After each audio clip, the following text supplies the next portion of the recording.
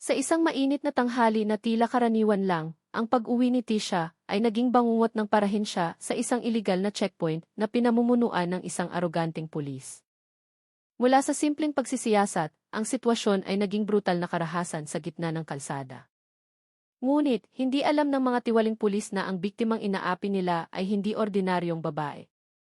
Si Tisha, isang 26 anyos na dalaga na kilala sa pagiging istrikto pero nananatiling palakaibigan sa araw-araw, ay nagmamaneho ng kanyang itim na sports bike sa ilalim ng nakapapasong init ng tanghaling tapat.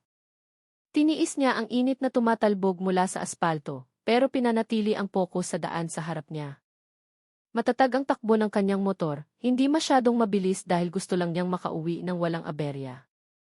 Naging nakakapagod ang umaga para sa kanya, at ang biyaheng ito pauwi ang tanging oras na makakapagbigay sa kanya ng kaunting puwang para huminga. Wala siyang balak maghanap ng gulo o dagdagan ang iniisip. Gusto lang niyang tapusin ang araw ng payapa. Kahit natirik ang araw, nagmamaneho pa rin si Tisha sa relax na ritmo. Pinagmamasdan niya ang ibang sasakyan, sinisigurong ligtas ang posisyon niya sa pagitan ng mga kotseng nagdaraan at motorsiklo. Paminsan-minsan ay pinupunasan niya ang pawis na tumutulo sa kanyang sentido, pero hindi siya nagrereklamo. Para sa kanya, ang init sa tanghali ay karaniwan lang na hindi na kailangang intindihin. Mas nakatuon ang isip niya sa pagod sa kanyang balikat, umaasang sa loob ng ilang minuto ay makakarating na siya at mapapakawalan ang lahat ng pressure ng araw na iyon. Sa buong biyahe, ang nasa isip lang niya ay mga simpleng plano. Mananghalian, magpahinga at pakalmahin ang sarili.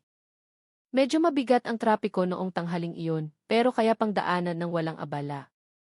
Nakita ni Tisha ang ilang motorista na mukhang pagod din dahil sa init na hindi nakikisama. Gayunpaman, ang lahat ng iyon ay hindi nagpahinala o nagpaalerto sa kanya. Para kay Tisha, ang araw na iyon ay karaniwang araw lang na dapat tawirin ng walang masyadong inaasahan. Inayos niya ang paghinga at sinigurong matatag ang hawak ng dalawang kamay sa manibela ng motor. Bawat likuan ay dinaanan niya ng kalmado. Bawat hinto sa traffic light ay ginagamit niya para i-relax ang balikat.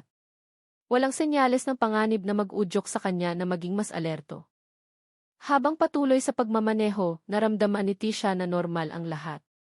Walang masamang kutob, walang senyales ng kahina-hinalang sitwasyon sa buong daan. Gusto lang niyang umuwi at tapusin ang natitirang oras ng araw ng relax. Simple lang ang gusto niya. Makarating sa bahay ng walang aberya, iparada ang motor sa garahe, pumasok sa loob at isara ang pinto mula sa ingay ng mundo sa labas. Ngunit hindi pa alam ni Tisha na ilang daang metro sa unahan, ang araw niya ay hindi aayon sa plano.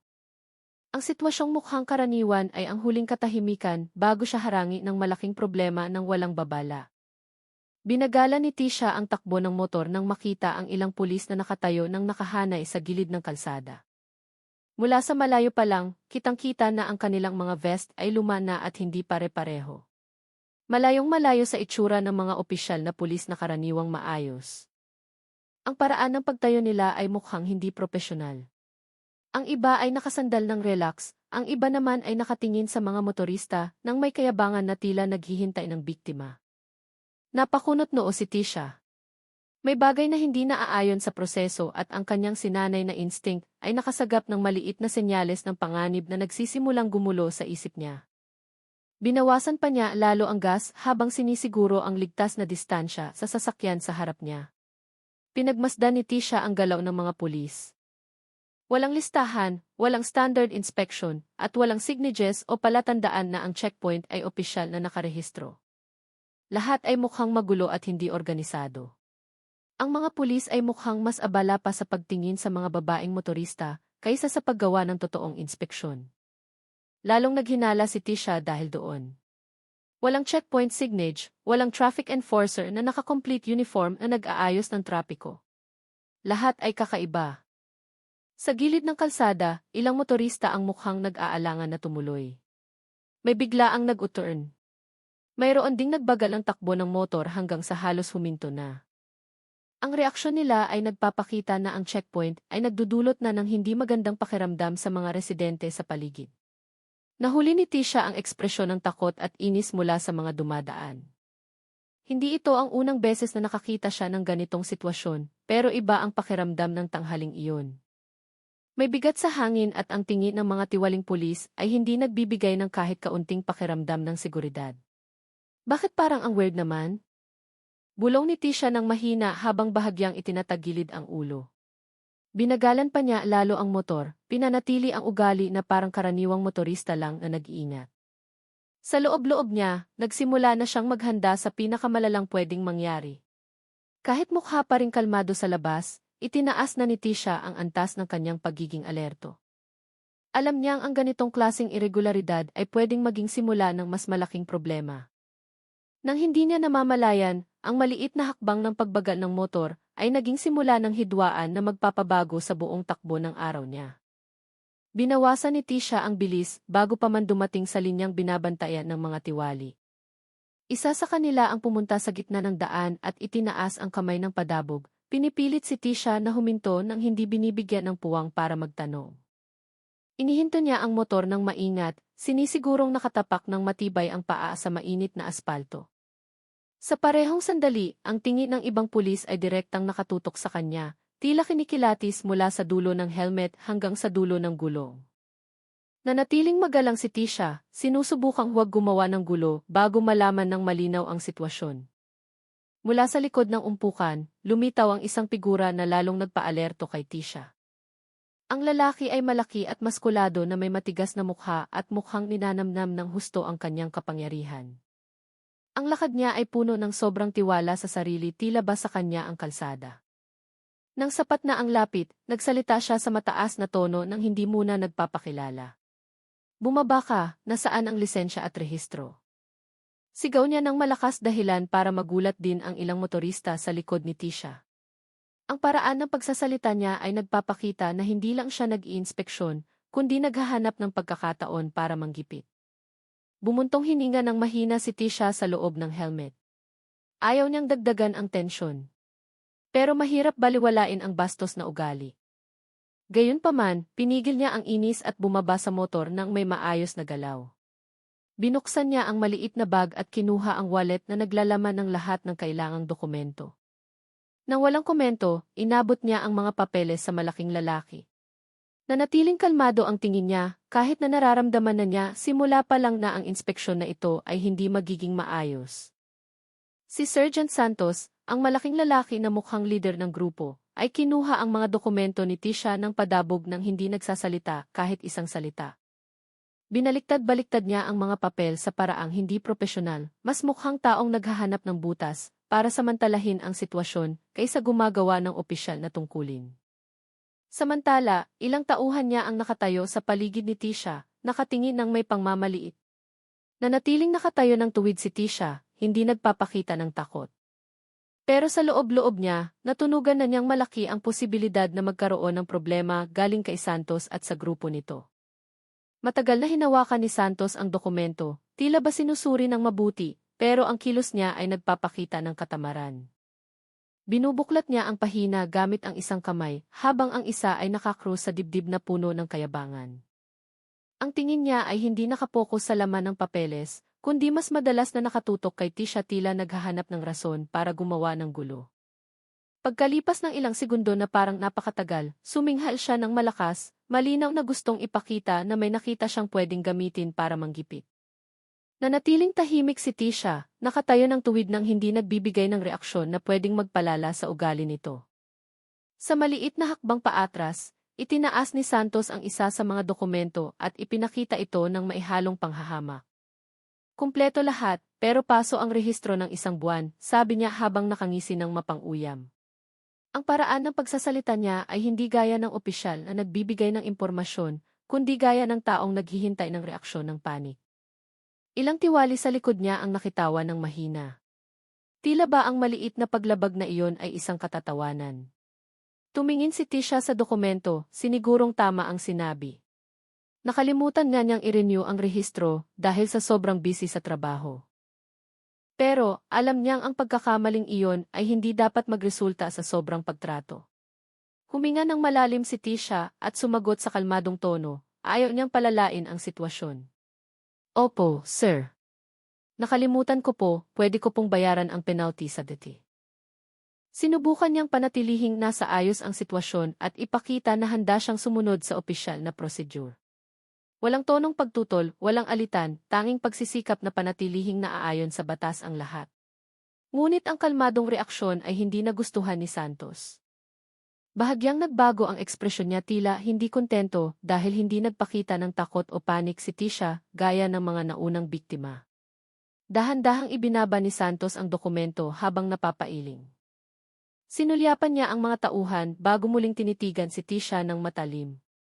Bayaran sa DT. Sa tingin mo may oras ako para asikasuhin ka sa DT? Lalong naging magaspang ang tono ng boses niya. Ang ugali niya ay nagpapakita na hindi ang pasong rehistro ang problema. Naghahanap siya ng rason para simulan ang panggigipit, hindi para gawin ang tungkulin. Nagsimulang maramdaman ni Tisha na ang direksyon ng usapan ay malalayo sa opisyal na prosedur at alam niyang papasok na ang sitwasyon sa mas seryosong yugto. Pero sa ngayon pinili pa rin niyang maging kalmado habang inoobserbahan ang susunod na hakbang ni Santos. Humakbang si Santos palapit hanggang sa ilang hakbang na lang ang layo kay Tisha. Nagbago ang tono ng boses niya, mas naging magaspang kumpara kanina. Nagpapakita na hindi na siya nag-aabalang itago ang tunay na intensyon. Kung gusto mong tumuloy, magbayad ka ng 5,000 ngayon na. Sabi niya nang may diin na sadyang ginawa para manakot. Tinitigan niya ng matalim si Tisha habang hinihintay ang reaksyon nito. Tila ba ang hiling na iyon ay karaniwan lang? Sa likod niya, nagkatinginan ang ilang tauhan at mumiti ng tipid, tila alam na ang takbo ng laro na madalas nilang gawin sa ibang motorista. Na-realize ni Tisha na ang sitwasyon ay lumipat na mula sa opisyal na inspeksyon papuntang harapang pangingikil. Nagulat si Tisha hindi lang sa halaga, kundi dahil sa paraan ng pagsabi ni Santos sa hiling ng walang kahihiyan. Teka lang po, sir, parang hindi naman po makatarungan yan. Maliit lang naman po ang violation, sagot ni Tisha sa tonong kontrolado pa rin. Sinubukan niyang ipaalala na ang pasong rehistro ng isang buwan ay hindi paglabag na dapat patawan ng ganoon kalaking iligal na multa. Ngunit, ang sagot niya ay lalong nagpatigas sa ekspresyon ni Santos. Inilapit ng malaking mukha ang sarili sa kanya at lalong lumabas ang mapanghamak na tingin. Mukhang walang pakialam si Santos kung naiintindihan ni Tisha ang prosedur o hindi. Gusto lang niyang ibigay ang pera sa oras na iyon. Nang hindi nagbibigay ng pagkakataong mga tuwiran, mabilis na sumagot si Santos, kung ayaw mo, di iho-hold ko ang motor mo. Ang sinabi ay matigas at may halong banta, hindi nag-iiwan ng puwang para sa diskusyon. Itinaas niya ang baba ng kaunti, nagpapakita ng superior na kilos na sanay na niyang gamitin para gipitin ang biktima. Ilang tauhan niya ang nagpanggap na iniinspeksyon ang motor ni Tisha. Gayong malinaw na para lang palakasin ang pananakot. Ang banta ng pag-impound ay hindi bahagi ng opisyal na prosedur, kundi kasangkapan para puwersahin si Tisha na sumuko. Sa galaw nila, makikita na sanay na silang gumawa ng ganitong panggigipit sa maraming motorista. Pinagmasdan ni Tisha ang bawat kilos nila nang hindi nagpapakita ng takot. Alam na alam niyang ang ganitong banta ay walang basehan sa batas. Alam din niyang ang direktang pakikipagtalo sa ganitong sitwasyon ay pwedeng lalong magpagulo. Gayunpaman, hindi opsyon ang manahimik. Tumayo siya ng tuwid at tinitigan si Santos ng diretsyo, pinapanatili ang kapanatagan na lalong nagpaasiwa kay Santos. Lalong naging malinaw ang sitwasyon. Hindi nagpapatupad ng batas si Santos, kundi naghahanap ng rason para makakuha ng mabilis na pera. Naramdaman ni Tisha ang pagtindi ng pressure ng sitwasyon. At alam niya na ang bawat sagot pagkatapos nito ay pwedeng magdikta kung mananatiling verbal ang problema o magiging bagay na mas malala pa. Sinubukan ni Tisha na pigilan ang sarili para hindi madala ng emosyon. Tumayo siya ng tuwid, sinisikap na manatiling magalang magsalita, kahit na hindi na komportable ang sitwasyon simula pa lang. Sir, handa po akong sumunod sa official procedure, pero yung hinihingi niyong pera, maingat na sabi niya, sinusubukang ipaliwanag na hindi siya tumatanggi sa patakaran, kundi tumututol sa halagang hindi makatarungan. Ngunit, sa ekspresyon ni Santos, malinaw na ang ganoong paliwanag ay hindi niya gustong marinig. Hindi siya naghahanap ng solusyon, kundi naghahanap ng rason para lalong manggipit. Bago pa matapos ni Tisha ang pangungusap, pinutol agad siya ni Santos ng malakas na sigaw, dahilan para magulat din ang ilang motorista sa paligid. Kinakalaban mo ba ako? Lumalaban ka sa pulis? Sigaw niya habang nakaturo sa mukha ni Tisha. Ang boses niya ay umalingaw-ngao sa mga nakahintong sasakyan, nagdagdag sa psychological pressure na sadyang ginagamit niya para magmukhang may kasalanan si Tisha. Agresibo ang galaw ng katawan niya, tila gustong siguraduhin na nakikita ng lahat si Tisha bilang panig na humahamon sa otoridad. Gayong humihingi lang naman si Tisha ng maayos na paliwanag. Agad na nag-react ang mga tauhan ni Santos sa sigaw na iyon. Ang ilan sa kanila ay humakbang ng kalahating hakbang pasulong, pinasisikip ang espasyo ni Tisha gamit ang galaw na malinaw na layuning manakot. Nagsisenyasan sila sa isa't isa gamit ang tingin at mapang-uyam na ngiti. Tila naghihintay ng susunod na utos mula sa kanilang pinuno. Agad na naging tense ang paligid. Ilang residente ang nagsimulang magmasid sa sitwasyon mula sa malayo. May kumuha ng cellphone, pero walang kahit isa ang sapat na matapang para lumapit o makialam. Ang iligal na checkpoint ay parang entablado ng pananakot na madalas na nilang ginagawa. Pinigil ni Tisha ang hininga sandali, sinusubukang pigilan ang sitwasyon na sumabog agad. Alam niyang ang emosyonal na reaksyon ay lalong magpapalala sa kalagayan. Ngunit, ang sigaw ni Santos ay hindi lang umaatake sa salita, kundi layunin ding manghamak at manggipit sa isipan. Nanatiling nakatayo ng tuwid si Tisha, hindi yumuko at hindi nagpakita ng senyales ng takot. Sa loob-loob niya, nagsimula na siyang magtimbang ng lahat ng posibilidad kung sakaling lumala pa ang kondisyon. Alam niyang ang kalaban na hinaharap niya ay hindi lang arogante, kundi agresibo rin. At ang away na ito ay halos siguradong hindi titigil sa salitaan lang. Si Santos na simula pa lang ay nagpapakita na ng kawalan ng galang ay tuluyan ng nawalan ng kontrol. Nang walang babala, mabilis siyang lumapit kay Tisha at agad na hinablot ang kwelyo ng damit nito ng mahigpit. Biglaan at brutal ang galaw, malayo sa ugali ng isang tagapagpatupad ng batas. Sa isang malakas na hila, umangat ng kalahati ang katawan ni Tisha bago ibinagsak sa mainit na aspalto. Aray, napangiwi si Tisha nang humampas ang likod niya sa matigas na semento. Agad na gumapang ang sakit mula balikat hanggang bewang. Ngunit hindi pa niya napoproseso ang nangyari nang lumapit ulit si Santos na may malalaking hakbang at puno ng galit. Bago pa may angat ni Tisha ang katawan, idiniin ni Santos ang malaking palad sa balikat niya at itinulak ulit ng marahas. Tumalsik ang katawan ni Tisha papunta sa bangketa, dahilan para bumangga ang siko at tuhod niya sa matigas na sahig ng walang proteksyon. Naputol ang hininga niya sandali dahil sa impact. Ilang tauhan ni Santos ang sumali sa paglapit, bumuo ng kalahating bilog na nagsara sa espasyo ni Tisha. Hindi sila tumulong o pumigil sa ginagawa, sa halip ay mukhang nag-enjoy pa sa bawat segundo. Ang ugali nila ay malinaw na nagpapakita na ang ganitong pangyayari ay hindi bago at mukhang sanay na si Santos na gumamit ng dahas para mamwersa ng pagsunod. Ang mga motoristang dumadaan ay nagsimulang magbagal. Ang ilan ay nakatingin ng maihalong pagkalito at takot. Pero walang naglakas loob lumapit o magprotesta. Masyadong mabilis ang pangyayari at ang laki ni Santos pati na ang paraan ng pagkontrol niya sa mga tauhan ay nagpatikom sa mga residente. Samantala, sinubukan ni Tisha na suportahan ang katawan gamit ang kamay. Kahit medyo hilo pa, nararamdaman niya ang init ng aspalto na sumusunog sa palad niya. Pero ang sakit na iyon ay walang-wala kumpara sa realisasyon na ang sitwasyon ngayon ay mas mapanganib kaysa sa inisyal niyang tansa. Hindi na gumagamit ng salita si Santos. Pinili na niya ang karahasan bilang pangunahing solusyon sa problema. Sinubukan niyang basahin ang direksyon ng galaw ni Santos at ng mga tauhan. Sa paraan ng pagtingin nila, kitang-kita na itinuturing nila si Tisha bilang madaling target na kayang gipitin ng walang laban. Nakatayo si Santos mismo sa harap niya, tinatakpan si Tisha ng anino na may ugaling lalong nagiging agresibo. Walang salita, walang paliwanag, tanging galit na kumokontrol sa kilos niya. Na-realize ni Tisha na hindi siya pwedeng umasa na bubuti ang sitwasyon ng kusa.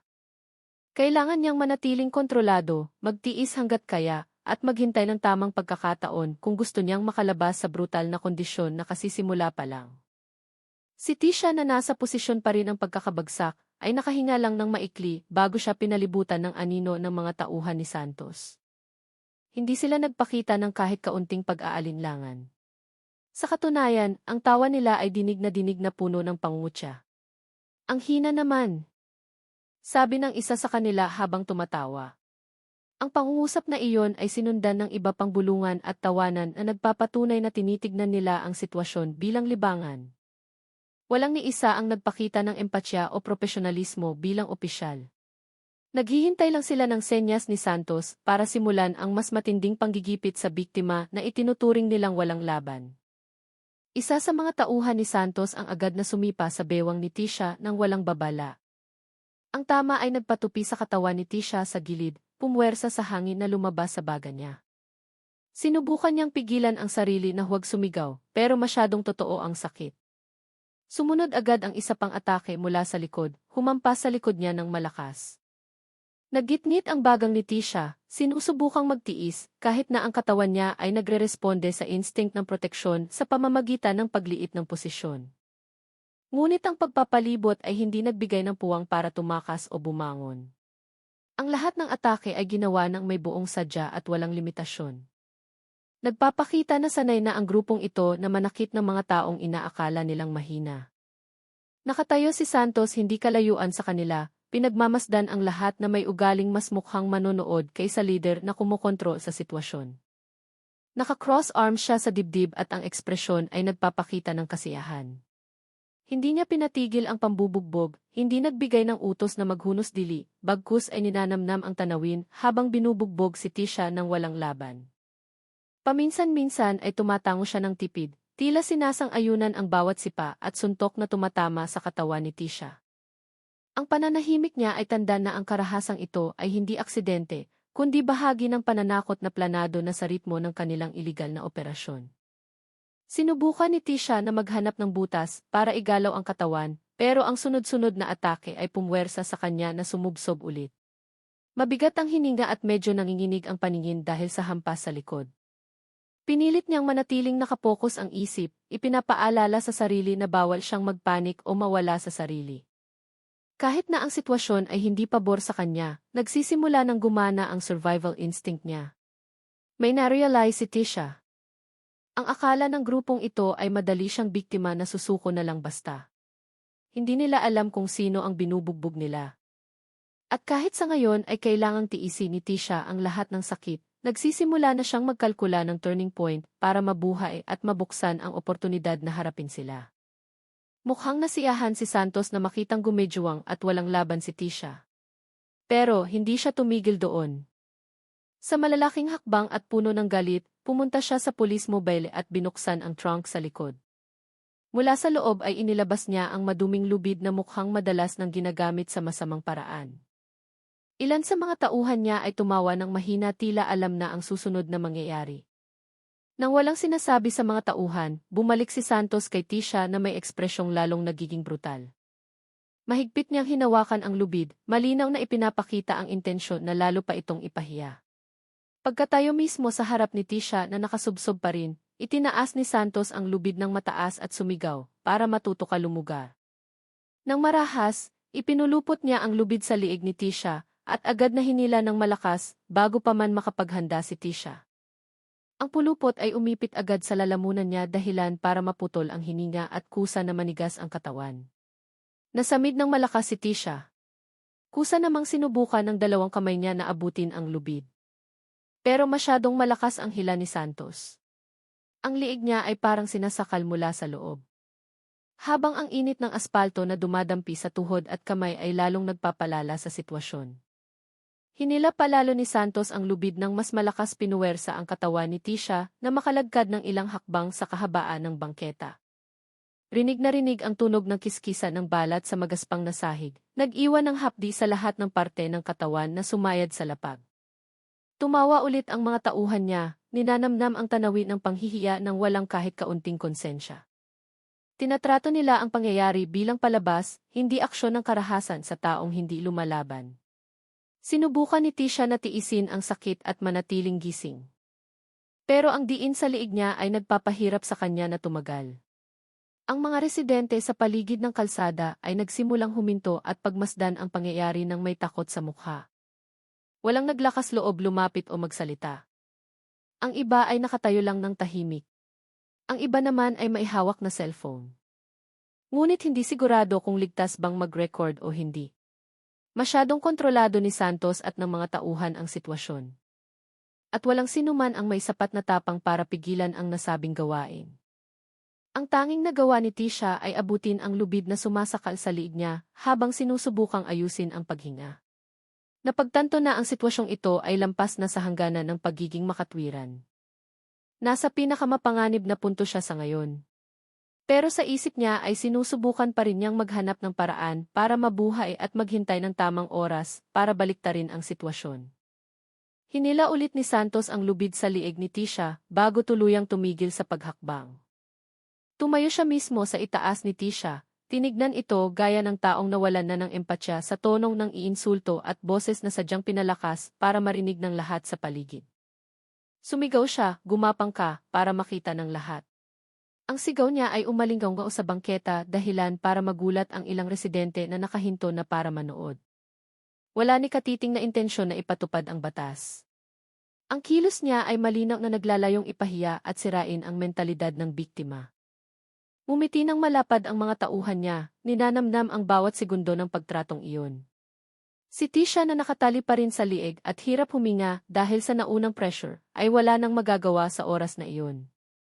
Ang lakas ni Santos at ang pwesto ng mga tauhan niya ay naging dahilan para hindi siya makaganti o makalaban agad. Kahit puno ng galit ang puso, hindi pa kaya ng katawan niya na humugot ng lakas para tumayo. Sa kondisyong iyon, napilitan siyang ibaba ang dalawang kamay sa sahig at nagsimulang gumapang ayon sa utos. Ang mainit na bangketa ay sumunog sa palad at tuhod niya, habang ang sakit mula sa suntok at sipa kanina ay nagparamdam na parang bagong pasakit ang bawat galaw. Ilang residente na nanonood ang nakapagpigil lang ng hininga o nagtakip ng bibig gamit ang kamay.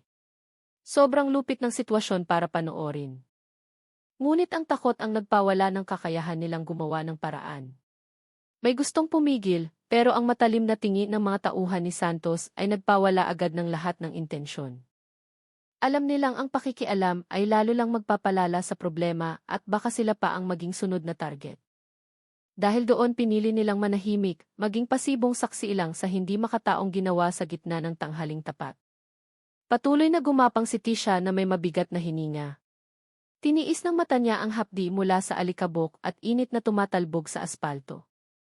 Bawat tulak pasulong ay mabigat dahil kakabugbog lang sa katawan niya. Ngunit sa likod ng lahat ng iyon, may isang bagay na nanatili sa kanya, ang kanyang kamalayan. Hindi niya hinayaang mabasag ng pagtratong iyon ang kanyang mentalidad. Kahit napilitang sundin ang utos ni Santos, pasimpleng sinimula ni Tisha na sukatin ang sitwasyon, bilangin ang dami ng kalaban, tantyahin ang distansya, at maghintay ng kahit gaano kaliit na butas para baliktarin ang sitwasyon. Sa ngayon, kailangan pa niyang magtiis, pero sa loob niya ang galit at katigasan ay nagsisimula ng lumakas, naghihintay ng tamang oras para sumabog. Lalong lumakas ang loob ng mga tauhan ni Santos nang makitang gumagapang si Tisha habang nakatali. Lumapit sila ng walang pag-aalinlangan at sinimulang sipain ang katawan nito isa-isa, tila babahagi iyon ng palabas. Ang unang sipa ay tumama sa balikat dahilan para gumuwang ang katawan ni Tisha sa gilid. Sumunod ang ibang sipa sa bewang at likod. Tumawa sila ng malakas, nasiyahan na makitang napilitang sumunod sa utos si Tisha. Isa sa kanila ang yumuko pa ng kaunti habang nang aasar, ganyan nga, sunod.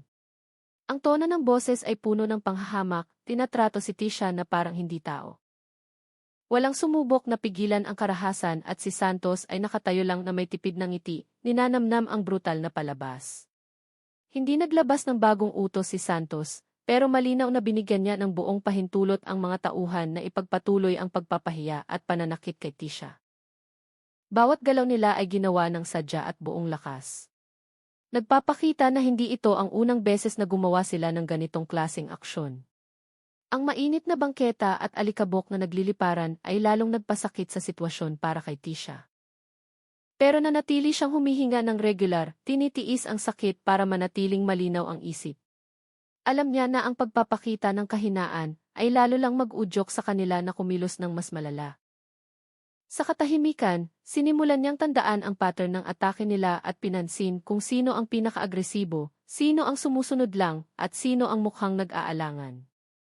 Sa gilid ng kalsada, ang mga residenteng kanina pa nanonood ay nagsimula ng ilabas ang kanilang cellphone at i-record ang pangyayari. may gumawa nito ng palihim. Mayroon ding nag-record ng hayagan habang nagpipigil ng takot. Ang recording ay puno ng tawa ng mga tiwaling pulis at maikling sigaw na nakatutok kay Tisha. Kahit nagre-record sila, walang ni isang residente ang naglakas loob na lumapit o pigilan ang karahasan. Puno ng takot ang mga mukha nila. Alam nilang ang paglaban kay Santos at sa grupo nito ay katumbas ng pag-imbita ng malaking problema sa sarili. Dahil sa sitwasyon ay pinili ng lahat na manood mula sa ligtas na distansya. Na-realize ni Tisha na habang dumarami ang residenteng nagre-record, lumalaki ang sansa niya na pairalin ang katotohanan mamaya. Kahit na patuloy na tumatanggap ng atake ang katawan, pinanatili niyang maayos ang isip para hindi mahulog sa panik. Sa posisyong nakayuko at naiipit, sinimulan niyang tantyahin ang distansya sa pagitan niya, ni Santos, at ng mga tauhan. Napansin din niya kung paano ang ilang residente ay nagsimulang umusog ng mas malapit pa. Lahat ng impormasyon na iyon ay tinago niya sa isip. Alam ni Tisha na hindi pa siya pwedeng lumaban ngayon. Pero alam din niya na ang kahihiyan at karahasang ito ay magiging turning point. Ang oras para lumaban ay palapit na ng palapit at kailangan lang niyang maghintay ng isang maliit na butas para baliktarin ang sitwasyon. Si Santos na kanina pa nagmamasid ay naramdaman sa wakas na hindi pa sapat ang pagpapahiya kay Tisha. Hinawakan niya ulit ang dulo ng lubid na nakapulupot pa rin sa liig ni Tisha at walang sabi-sabing hinila ito ng mas malakas. Ang hila ay naging dahilan para mahatak ang liig ni Tisha paatras ng marahas, pumwersa sa katawan niya na mapaigtad at tumigil ang paghinga sandali. Sa loob ng ilang segundo, nahirapang humigop ng hangin si Tisha. Ang lalamunan niya ay parang sinasakal mula sa loob at ang init ay gumapang mula dibdib hanggang ulo. Tumawa ulit ang mga tauhan ni Santos nang makita ang reaksyon ng katawan ni Tisha na halos matumba. Ang sitwasyon na iyon ay nagpaipon sa sakit at hiya na kanina pa niya tinitiis hanggang sa puntong halos hindi na makontrol. Sa kondisyong naiipit ang lieg at gumedyoang pa rin ang katawan, yumuko sandali si Tisha, sinubukang humigop ng kaunting hangin sa abot ng makakaya. Ngunit ang nagpabago sa sitwasyon ay hindi lang ang sakit, kundi ang realisasyon na ang mga tiwaling ito ay talagang walang balak tumigil. Hindi nila siya tinitignan bilang tao, kundi madaling target para apihin. Sa sandaling iyon, may nagsimulang magkalamat sa loob ni Tisha. Hindi ang mentalidad niya ang nabali, kundi ang hangganan ng pasensya na matagal na niyang pinipigilan para hindi mapahamak ang kanyang pagkakakilanlan. Sa unang pagkakataon mula nang magsimula ang pangyayari, hindi na naramdaman ni Tisha na kailangan niyang magpigil para ingatan ang kanyang pagbabalakayo. Ang ginawa ni Santos ay lumagpas na sa pulang linya na hindi pwedeng baliwalain. Dahan-dahang iniangat ni Tisha ang mukha. Ang tingin niya na kanina ay puno ng sakit at pagsisikap na mabuhay ay nagbago ng drastiko, naging malamig at sobrang focus.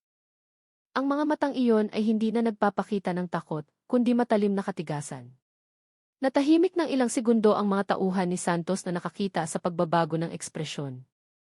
Kahit hindi nila lubos na naintindihan ang kakayari lang. Pero ang maliit na pagbabagong iyon ay sapat na para maging tanda na hindi na pasibong biktima si Tisha. Matatag ang tibok ng puso, malinaw ang isip at ang katawan ay nagsimulang maghanda ng tugon na ibang-iba sa dati. Alam ni Tisha na kapag hindi siya kumilos ngayon, hindi sila titigil hanggang sa tuluyan siyang mawalan ng lakas. Sa hiningang mabigat pa rin dahil sa pagkakasakal kanina, inabot ni Tisha ang lubid sa liig gamit ang dalawang kamay. Ang galaw niya ay hindi na mukhang biktima na humihingi ng awa, kundi taong naghahandang tapusin ang buong laro. Ang kamay na kanina ay nanginginig ngayon ay gumagalaw ng matatag dahil sa tulak ng malakas na determinasyon. Ang katawan na masakit ay nagsimulang maging pinagmulan ng bagong lakas. Hindi lang niya gustong makawala, kundi siguraduhin na wala ni isa sa kanila ang makakaulit ng karumal-dumal na gawaing ito sa ibang tao. Sa puso niya buo na ang desisyon. Dumating na ang oras para lumaban at wala nang puwang para sa pag-aalinlangan o kompromiso. Gamit ang dalawang kamay na ngayon ay matatag at puno ng lakas. Hinawakan ni Tisha ang lubid sa liig at hinila ng malakas. Hindi para tanggalin lang ang pagkakapulupot, kundi punitin ito ng tuluyan. Ang tunog ng pagkapunit ay narinig ng malinaw dahilan para matahimik agad ang ilang tiwaling pulis. Ang lubid na ginamit ni Santos kanina para hamakin siya ngayon ay nahati sa dalawa sa kamay ni Tisha. Ano? Sigaw ng isang pulis na hindi makapaniwala. Hindi nila inakala na ang taong kakabugbog at kakasakal lang ay kayang sirain ang ganoon katibay na lubid sa isang hilalang. Ang mga mukhang kanina ay puno ng tawa ay agad na naging gulat at lito. Nang hindi sila binibigyan ng pagkakataon para mag-react pa, agad na kumilos si Tisha sa bilis na hindi tugma sa kondisyon ng katawan niyang puno ng pasa. Tumalon siya ng kaunti at iniwasiwas ang paa-sakto sa tiyan ng isa sa mga tauhan ni Santos na nakatayo ng malapit. Tumama ang sipa ng napakalakas kaya umangat sa lupa ang pulis at bumagsak ilang metro sa likuran. Agad na naputol ang hininga nito nagpapakita kung gaano kalakas ang atake. Hindi tumigil doon si Tisha. Nang dumampi ulit ang paa sa lupa, pinaikot niya ang katawan at sinuntok ang baba ng isa pang pulis gamit ang asintadong suntok. Ang resulta, bumagsak agad ang lalaki nang hindi man lang nakabalanse. Lahat ng galaw ni Tisha ay mabilis, eksakto at sanay. Mula sa labas mukhang imposibleng gawin ng ordinaryong tao, lalo na ng taong kakaranas lang ng brutal na trato ilang minuto ang nakalipas. Pero para kay Tisha, hindi ito reaksyong emosyonal lang. Umaasa siya sa lahat ng teknik sa pakikipaglaban na matagal niyang tinago ng mahigpit bilang bahagi ng pagbabalat kayo. Kusa nang gumalaw ang katawan tila ba nagsasagawa ng ehersisyo na libong beses nang inulit. Ang ibang mga tiwaling pulis na kanina ay nagmamalaki ngayon ay hindi na maitago ang gulat. Nagbago ang sitwasyon sa loob lang ng ilang segundo. Si Santos na kanina pa nakatayo bilang manonood ay natauhan sa wakas na ang sitwasyon ay wala na sa ilalim ng kontrol niya. Mukha siyang galit pero nag-aalangan ding humakbang pasulong. Ang ibang tauhan ay nagsimulang umatras ng kaunti, na-realize na ang target nila ay hindi ordinaryong motorista. Nakatayo ng matikas si Tisha sa gitna ng umpukan. Mabigat ang hininga pero matatag. Matalim ang matang nagmamasid sa lahat ng direksyon, sinisigurong walang aatake sa kanya mula sa likod. Sa paligid nila, ang mga residenteng nagre-record pa rin ang pangyayari ay lalong natahimik. Ang recording na kanina ay naglalaman ng karahasan sa isang babae ngayon ay naging ebidensya na hindi biktima si Tisha, kundi taong kayang baliktarin ang sitwasyon sa isang iglap. Nararamdaman ng lahat na ito ay simula pa lang ng mas malaking paglaban.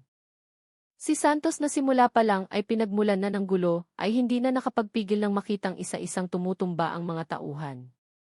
Sa mukhang namumula sa galit, humakbang siya pasulong habang ikinakampay ang kamay sinusubukang ipakita na siya pa rin ang makapangyarihan sa sitwasyong iyon. Sino ka ba?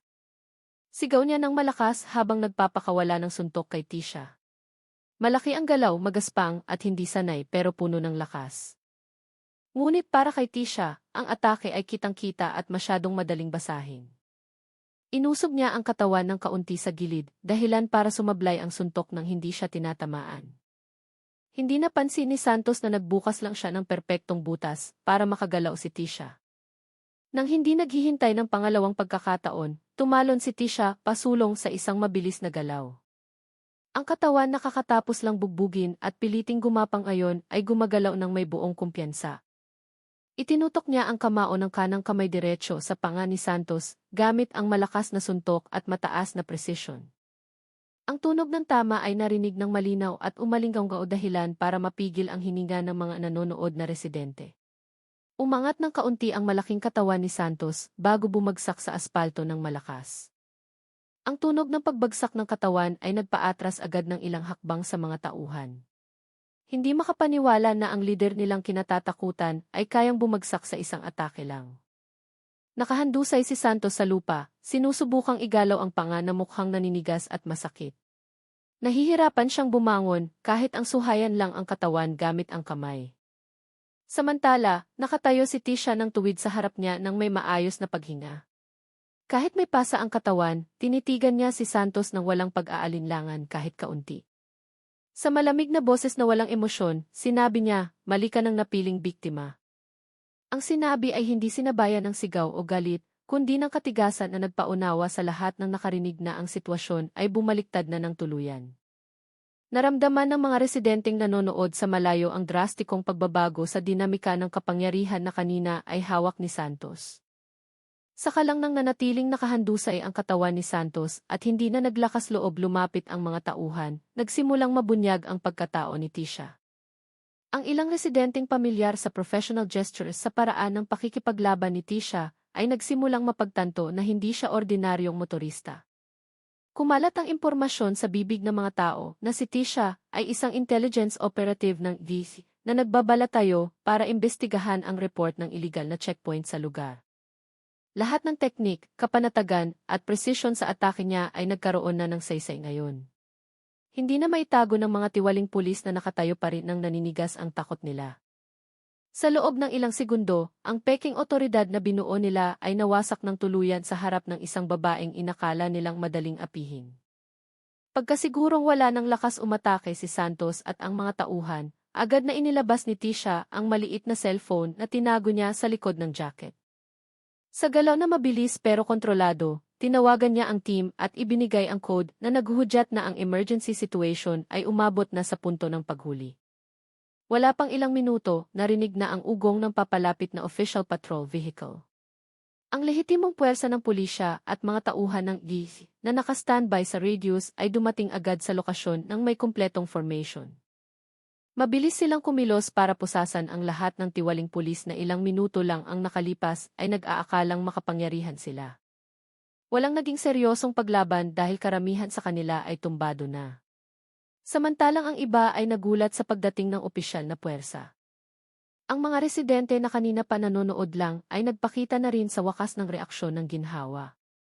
May ilan na sumigaw ng mahina sa tuwa.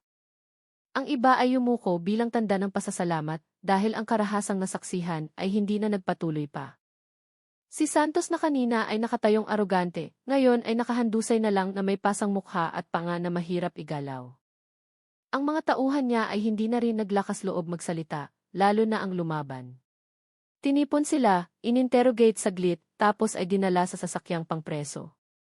Ilang residente ang nagsimulang lumapit para ipakita ang recording na hawak nila sa mga opisyal. Ang mga recording na iyon ay naging matibay na ebidensya sa kung ano talaga ang nangyari sa bangketa noong tanghaling iyon.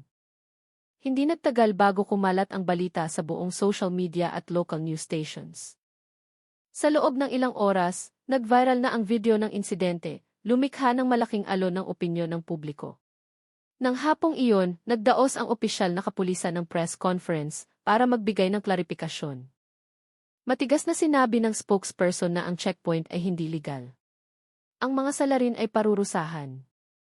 Tiniyak niya na ang lahat ng sangkot na tiwali ay nakulong na para sa karagdagang investigasyon. Nang hindi binabanggit ang pagkakakilanlan ni Tisha.